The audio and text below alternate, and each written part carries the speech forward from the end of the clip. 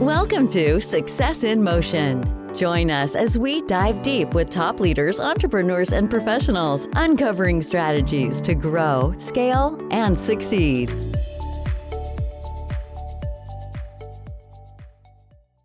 Welcome back to the Success in Motion podcast. I'm your host, Michael Bishop, and I am joined by John Muno. John is an interesting guy. He has a long history, and I hope that we can get through at least some of that today to share with you. John is coming from an aspiring golf pro turned risk engineer. And he's been doing that now for 40 years and has quite the story to tell about how he got into that and why he is doing what he's doing. But today we're going to focus on pivoting, rebranding, and personal branding because John has had quite an experience with that. And I'm excited to hear about that. John, give us a snapshot of how you got into this wonderful space of risk engineering. Sure. Well, thanks for having me on, Michael. Back in college, I remember I was studying marketing and I thought I wanted to be in professional golf. And I went to my father, who was in nuclear engineering at the time, and he said, well, I looked at the newspaper, the school newspaper, that showed two cartoons. One was a business major who had graduated and had his degree in his pocket, and the caption was, do you want fries with that? And the other picture was an engineering major who had not graduated yet, and there were 5 airplane tickets in his face and for interviews. And I thought, well, that's what I want to do. I want to travel all over and fly on an airplane and be interviewed for engineering jobs. And so when I mentioned it to my dad, he said, well, you suck at math, so you should try fire protection engineering. I didn't know what it was, but it seemed interesting. I like playing with fire, so I went down that path and found out later that no other college in the country at that time was giving out that degree. So I became very in demand, and it set me up for a great next 40 years in risk engineering. Yeah, I think that's something that isn't spoken about enough. People are always told, go to college, get a good job, live happy. But then you go to college and it's like that cartoon, like they tell you all of the stuff to do once you've got the job, but they don't explain how to monetize that degree. And so a lot of people end up flipping burgers or doing whatever it is. I remember I met a lady who had a master's degree in accounting. And then I found her in the back of a hotel folding laundry with her master's degree in accounting, making just above minimum wage. And I'm like, why are you doing this? And she's like, well, I really enjoyed learning about accounting, but I absolutely hate doing accounting. So I come and do this because this is more fun than doing accounting. Folding laundry is more fun than doing accounting. And so there's too many stories like that of people who get told to go to college, but they don't know why they're in college or how to get to the next step after college. I think it's really cool, this plan that you came up with of make yourself so valuable that everybody wants to come to you with those skills. How is that how's that set you on the trajectory that you're on today?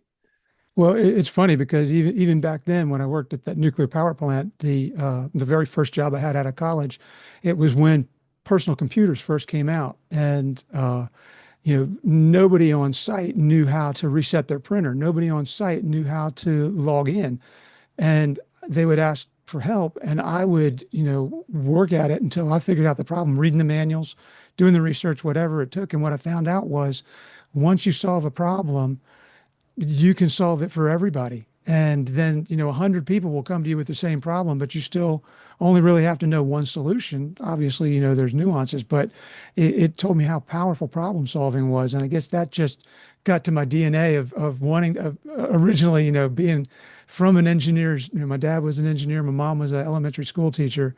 And, that has worked. I just love solving problems for people. And I've done it in every phase of that 40 years. Yeah, that's awesome. There are a lot of ways to make money in this world, but if you go and you look at all of those, at the root of each of those, someone is solving a problem for someone else. Be it, I don't want to pick up the poop in my backyard, so I hire a company to come take care of that. I don't want to wash out my own trash can, so I take care of that. I don't know how to get my internet set up, so I hire somebody to come take care of that. I don't know how to make sure that this building doesn't burn down, so we hire somebody to take care of that. Everything that people do for money is solving a problem for somebody. I think that is very crucial, and it's a big problem, or not a big problem, but a big way of thinking that people overlook. And so instead of going out and saying, how can I make all the money in the world? If we if we switch our mindset and we say, how can I solve someone's problem? You're going to be set up for so much more success. The money will come when you're solving problems. The success will come when you're solving problems. Don't chase the dollar, chase the problem. Sure. Um, And one of the things that I think gets in the way of people wanting to solve problems is they look at them as good or bad. You know, they look at situations as good or bad. And I've always looked at it as interesting. I've always thought, well, there's nothing, just blatantly wrong or bad that there's a problem. That's just an opportunity. And, the more problems you solve, the more confidence you get that you can solve the unknown. So it builds on itself the more you give yourself a chance. yeah, it really does. And just learning how to solve problems can really set you apart from most people. There are so many people out there who are problem spotters, not enough problem solvers. And so if you can find a way to set yourself up as a problem solver, everybody's going to then be coming to you for that solution. Even if you just find, like you said earlier, one solution that everybody needs. I mean, how many people are in an organization? How many people are in a state? How many people are in the country that need that solution? Right? There's endless possibilities to find ways to provide that value. And then the real trick is finding out how to monetize that, right? Now, I don't think that every single thing that you do needs to be monetized, but I do believe that we need to find ways to receive value for the value that we're giving. And sometimes we'll go and do things for free just to prove that we know how to do things. And then that'll lead to the next step of problem solving, which is then the part where you're going to go and monetize it. So tell me a little bit about energy risk management or energy risk engineering. What does that even mean? Okay, so the energy part is that I work in the energy field where we have power generation, oil and gas, refineries, chemical manufacturing, and it's taking me to dozens of nuclear power plants. It's taken me offshore. It's taken me to some really wild places, to Bulgaria of all places. So I've gotten to experience lots of different cultures.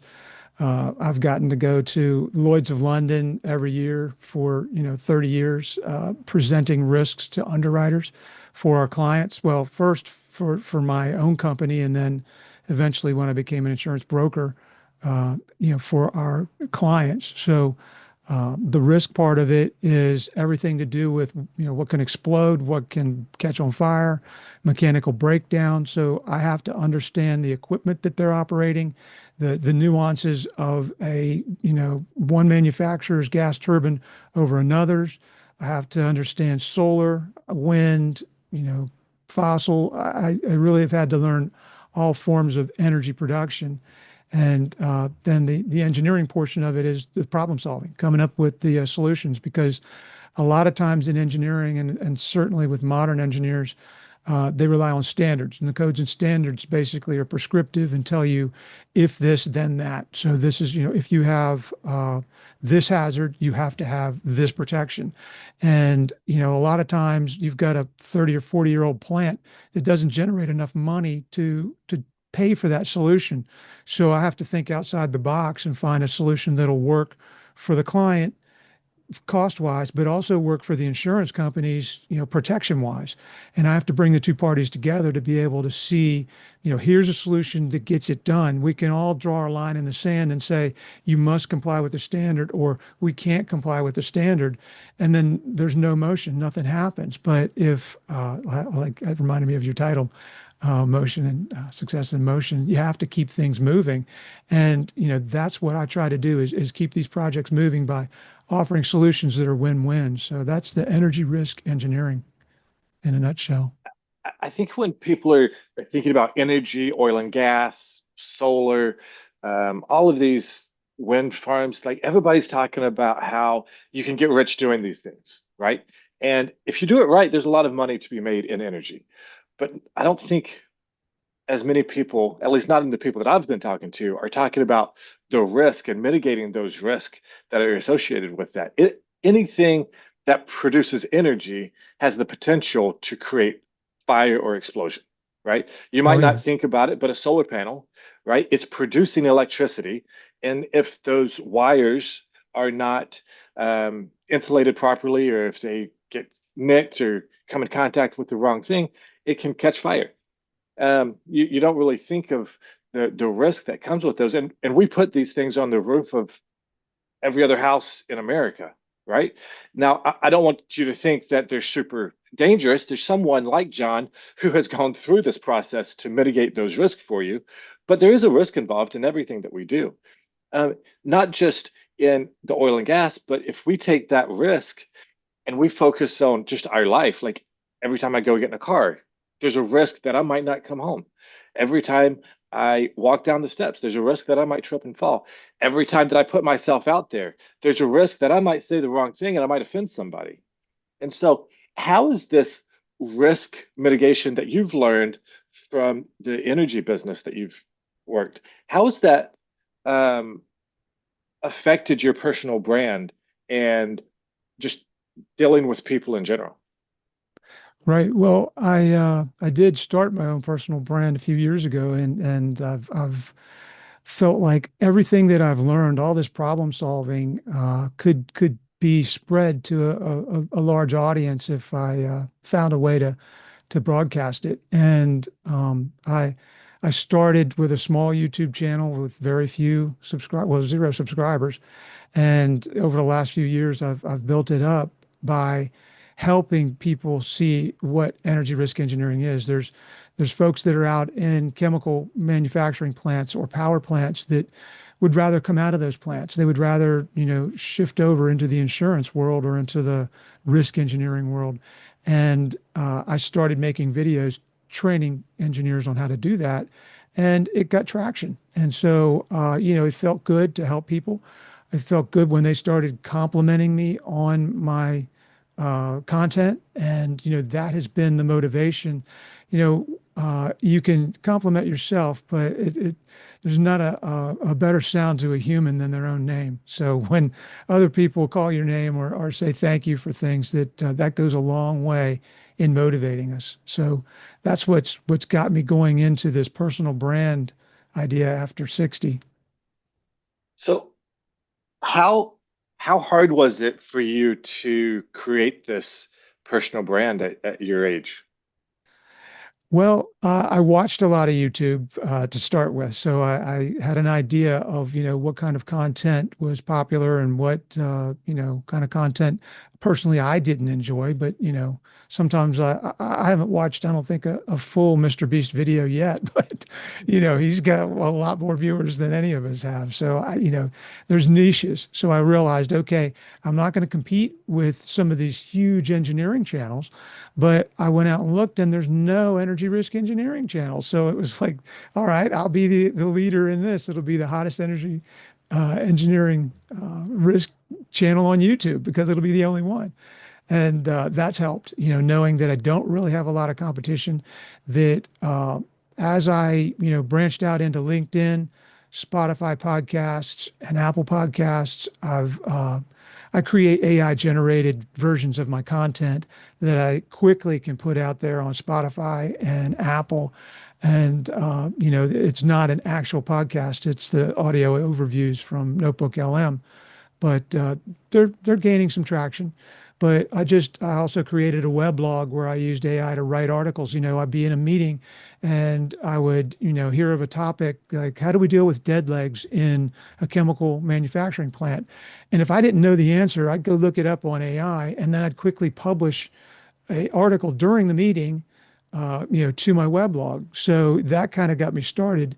And it just, as I realized, wow, there's people interested in this. And, I have a few thousand, followers now on LinkedIn, like 3,500. And I recently started writing articles about battery energy storage systems and was getting 50,000 plus, impressions. And it was like, okay, now I've tickled another nerve. Now I start going down that path.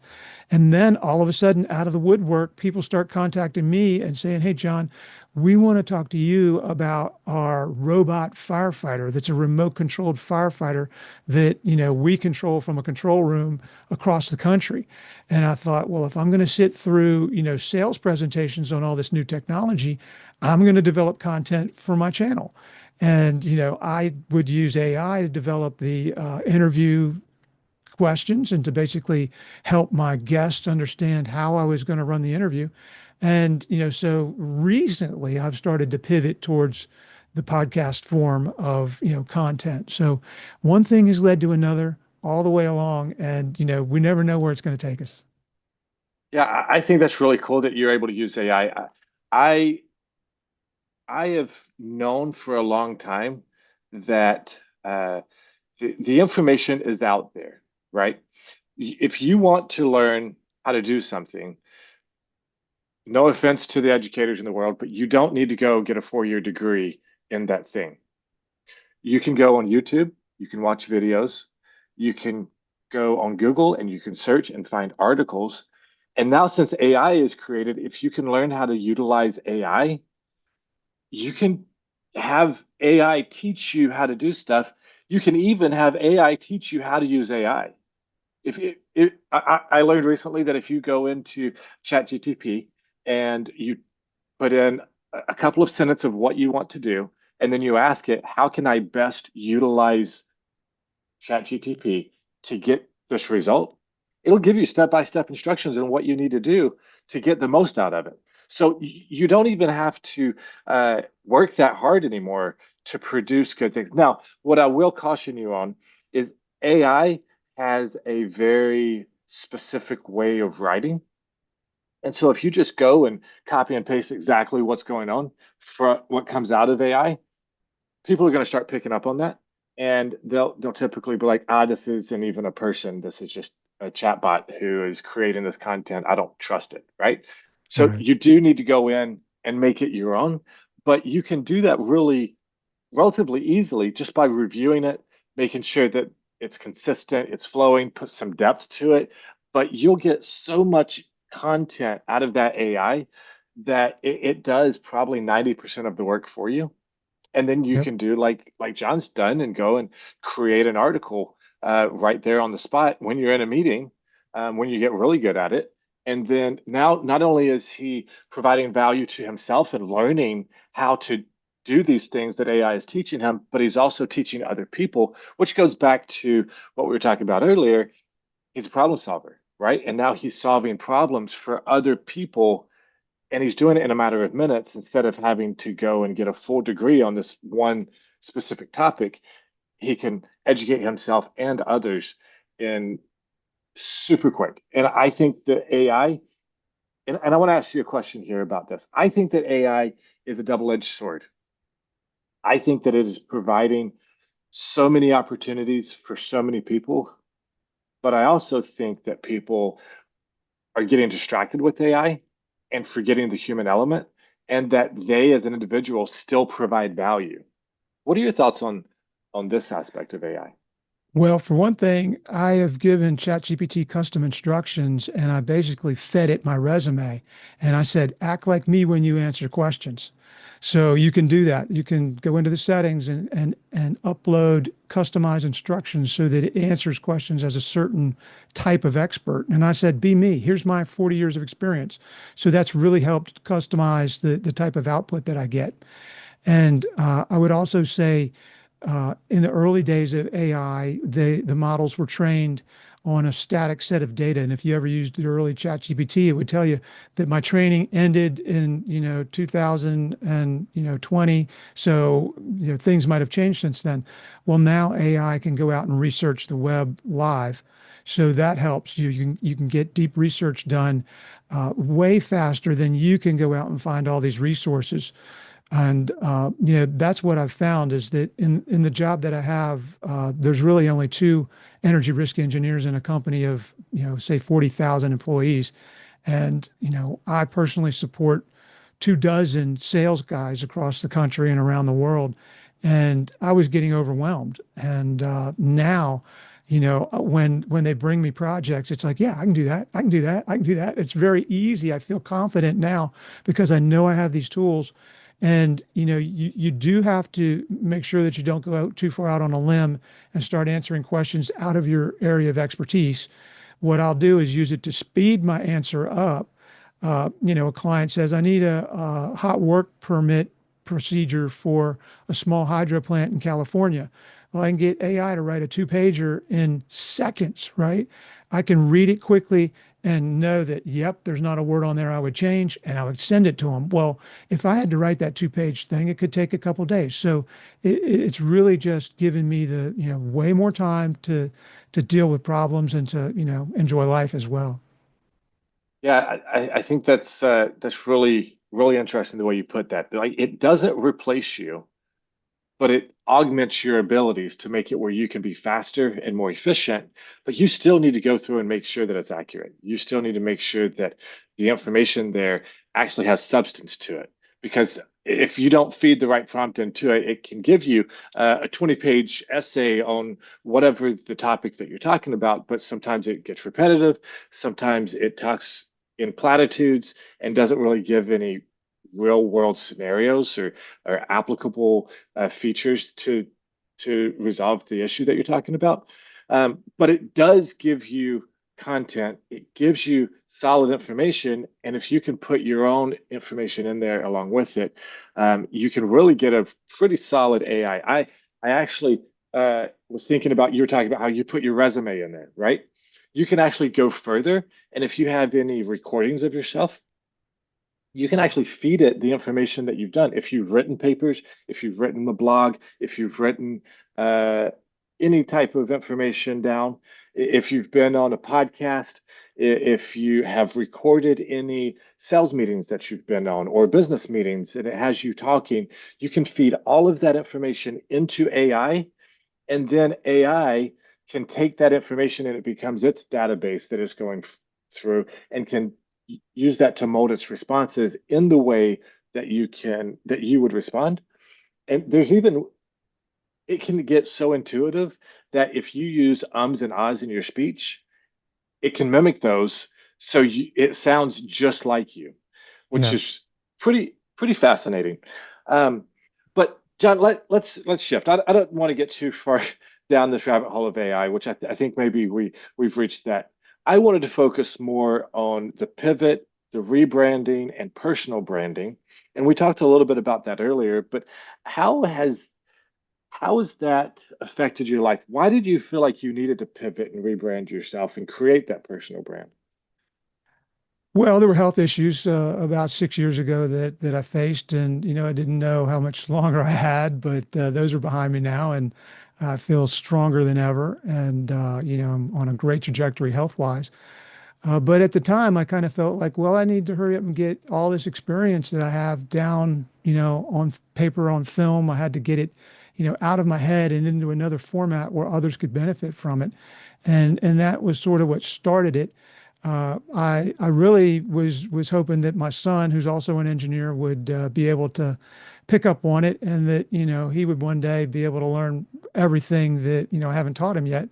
And alas, he hasn't been as interested in some of that content, but there are, hundreds and thousands of guys, his age that are out there now that are reaching out to me saying, hey, we really love your content. So, while I started it for one reason, I'm continuing it for another, that, there's even more guys and girls. Actually, there's a lot of girls that reach out too. So, it started there, and then one thing has led to another.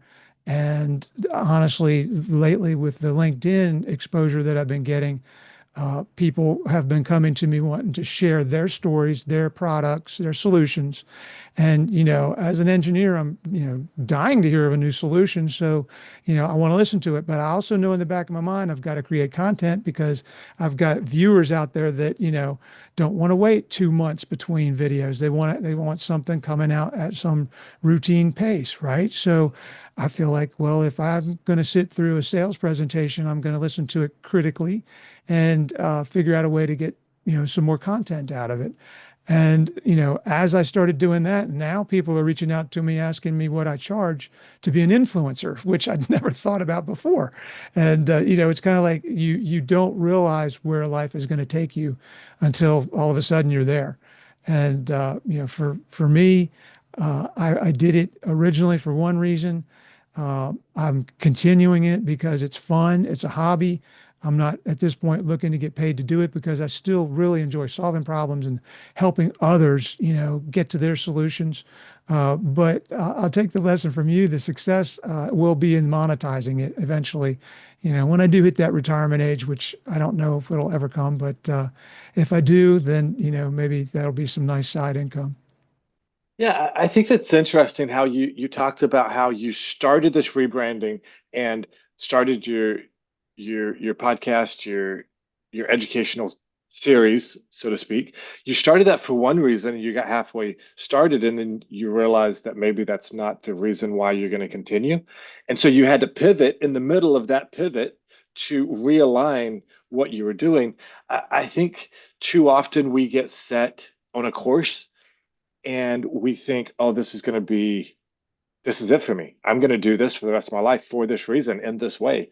And then we get 6 months or a year into it, and you realize that maybe you missed the mark, but you've already your set your goals for that, and it's too hard to let go of those initial reasons of why you do it. And so you either stop doing it altogether because it's not working, or you force yourself to continue down that path, even though it's not maybe what's best for you. I think it's really cool that you were able to see, okay, maybe this isn't going to be the best for your son, but look at all these other people that you can help. And now you're using that to drive you and you're pivoting towards that. That's a really cool aspect. Um, and so I think that what you're doing with that is really cool. I think that you have a lot to give. I do want to talk about the process of rebranding. Like, how do you even come up with an idea to go and start a podcast or start this educational journey that you're on? Like, what is it that says, okay, yeah, I can do this, versus somebody who has 40 years of experience and they're sitting on the fence and saying, what do I do with all of this experience? Maybe I don't like the career I'm in. What can I do to make that step forward?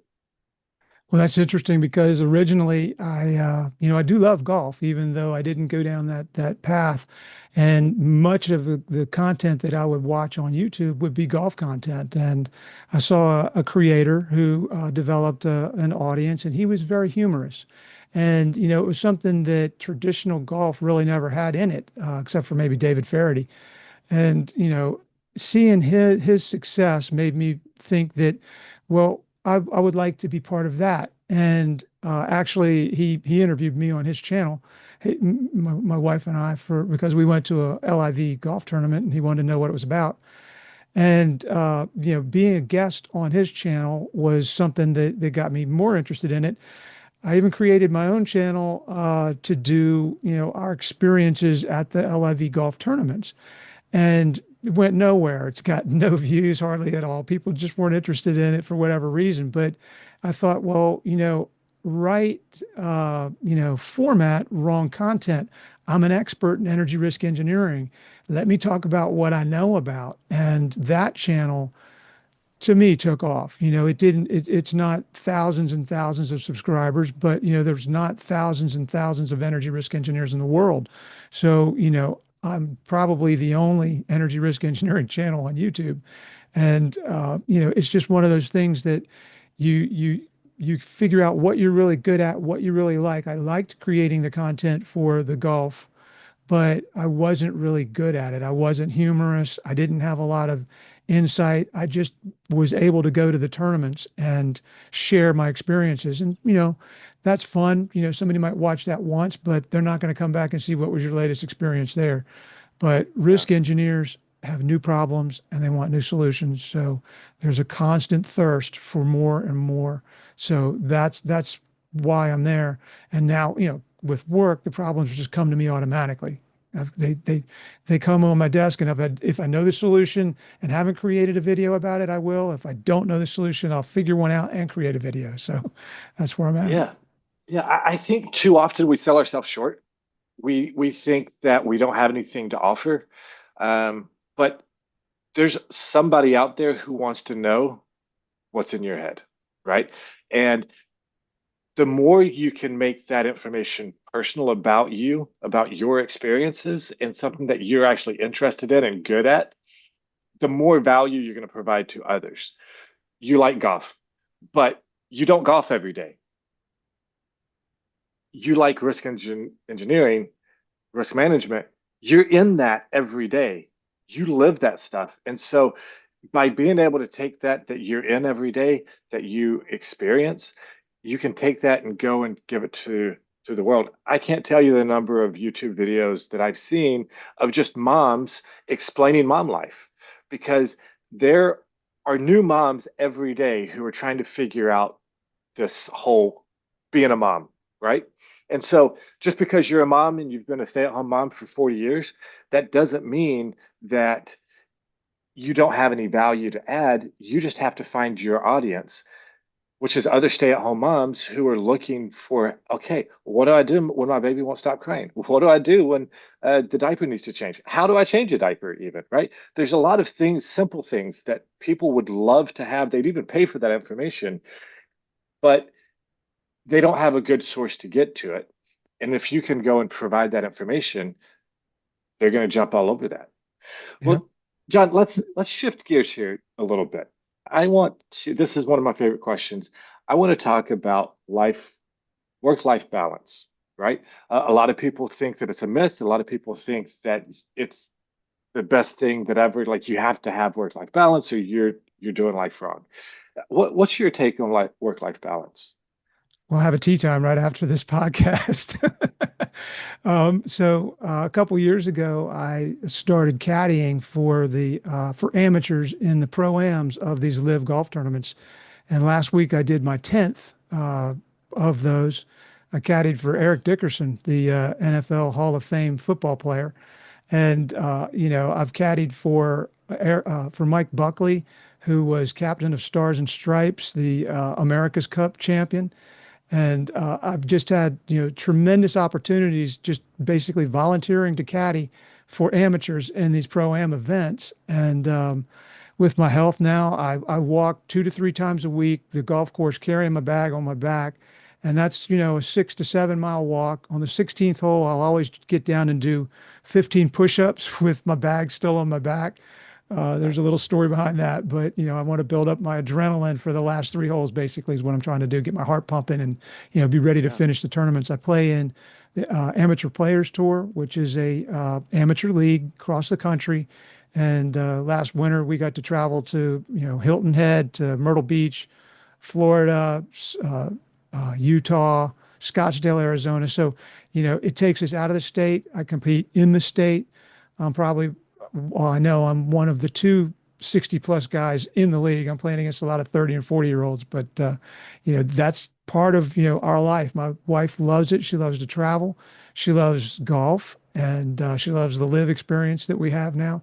Next month, we're going to England. I'm going to caddy in the live JCB tournament. And then one of the days after, when the tournament's going on, we're going to go down to the Diddley Squat Farm that Jeremy Clarkson has made so popular there with Clarkson's Farm on Amazon. And we'll visit, the place that we've been watching for a while. And then the Monday after that, which will be my 65th birthday, I'm going to play the JCB course that the pros played. So I'm very, concerned. It doesn't, I don't think too much about it, but it's natural for me to want to get as much out of life right now as I can get. My job takes me all over the country, so I get to see a lot of the country and other countries. And, I don't have any intention on slowing down as long as, they still need me. I'm still happy doing it. I'm as strong as ever, stronger than I was in my 30s, physically stronger. So, I'm sure that, that will continue as long as I keep providing value and it keeps paying the bills. Then I have my work-life balance set, and I think it's important. Yeah, that's awesome. I think it's really cool that you do all of that, that you're able to travel and not just travel, but go out and do something that you love. I mean, you've loved golf for a long time now. I think it is important to include physical exercise in your day to day because if you're just working, sitting at a desk, I don't know how many of you guys are listening have done that, but your body will start to deteriorate. Your muscles start to atrophy, and you're just not going to be able to hold yourself together. But if you're including something where you're being active, even if it's just standing up every so often and walking around your office or walking around wherever it is that you're working, um, it's going to just give you much better quality of life. But then also doing something that you enjoy really does reset your brain. And so when you're doing something that you enjoy, it changes how your brain works. And it gives you the opportunity to reset so that when you come back to something that you have to do, and you might not enjoy it quite as much, you're going to be more engaged in doing that because you still have that enjoyment of life. Thanks for sharing that. So it Yep. sounds like things are going well for you and your business. And a lot of people are looking at the future and how they can create passive income to enhance or even replace their current active income. What are your thoughts about this? Well, for me, the idea, I had contemplated, branching out and doing consulting, but that's still active income, right? I worked with an attorney once whose father was a surgeon, and he said, get a job that pays you when you're not working, because even surgeons only get paid while they're working. And, Yeah, in the insurance world, you get paid, when the renewals happen, it's a little work to develop a new client, but, each year the renewal gets easier and easier as long as that you're providing the service. So any kind of business that repeats itself would definitely be something that generates passive income. For me, I'm not really in that frame of mind where I am looking for passive income.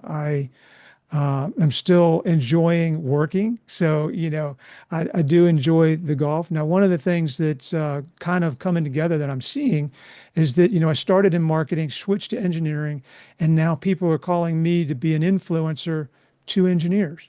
And I'm advising them that you can't just hard sell engineers. Engineers need to understand the problem and the solution. So, shaping these marketing people who, they just want to know how much I'm going to charge to, promote their product. And I'm not even charging, but let me help you understand that you're not going to reach the engineering audience if you just come at them, front on. You have to present the problems and the solutions. So, put yourself in the shoes of, who's going to be paying you and ask yourself, what is it that, they would like? And that I think would help you figure out what form of passive income is going to work for you. yeah, I think it goes. You definitely hit the nail on the head. There is understanding what you want, and all all investing, all income, passive or active, takes energy, time, and money. You don't necessarily have to provide all three of those, but they all have to be there for it to generate an income, right? And so understanding what do you want to put into that opportunity and what you want to get out of that opportunity is really going to be crucial for what you're doing. Like you're setting yourself up right now with what you're doing with your education platform, your podcast that you've created. You're setting yourself up for at a future time. You're putting in the energy, you're putting in the time now. At a future date, you'll be able to monetize that, and you'll be able to take that to the sky's the limit, right? However far you want to take it, you can take it. Now, you don't have to do that, but you can. And so it's really just about understanding that balance of what do I want to put in versus what do I want to get out. And if I can make those things balance, then you move forward with that opportunity. Um, so as we're wrapping up our interview, what exciting plans and initiatives? I know you've talked about golf, but what exciting plans and initiatives do you have for the next 6 to 12 months? Oh, well, I'm doing a lot at work now, of what I have always done. Let's see, new initiatives for the year. I want to remain healthy. I want to continue. One of the things that I started 18 months ago was a carnivore diet, and all I eat is meat, salt, eggs, and water. And that's, made me very strong and very healthy. And I want to continue along that path.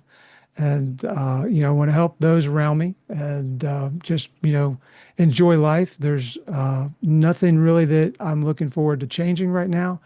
I had last year started working on, a website with looking at branching out and becoming an independent consultant.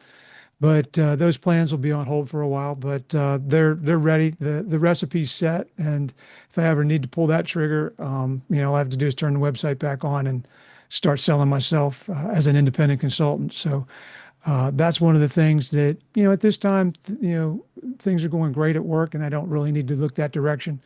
But last year they weren't going so great, so that's why I got that all set up. And, if it ever needs to happen, I'm ready for it too. Nice. And well, thank you so much, John, for your time today. This has been a fun conversation and talking about pivoting, rebranding, and risk management, or risk engineering, should I say. Thank you for sharing those tips and insights with us. If people want to connect with you, what should they do? So on LinkedIn, I'm John Muno, and over on YouTube, it's Energy Risk Engineering. Energy risk engineering lessons, if you really want to get down to it. And then same thing on Spotify and Apple Podcasts, Energy Risk Engineering. And you'll find just a plethora of content that is made to educate risk engineers if you're interested. Perfect. Well, you have it, guys. John Muno, go find his sites and get in touch with him, understand what he's all about, and see if you can learn more about risk engineering. We're grateful for everybody who's listened to us today. We're grateful for our audience. We're grateful for John for joining us, and we'll see you next time. Thanks for tuning into Success in Motion. Want to share your story? Visit successinmotionpodcast.com/guest to apply and be featured on the show.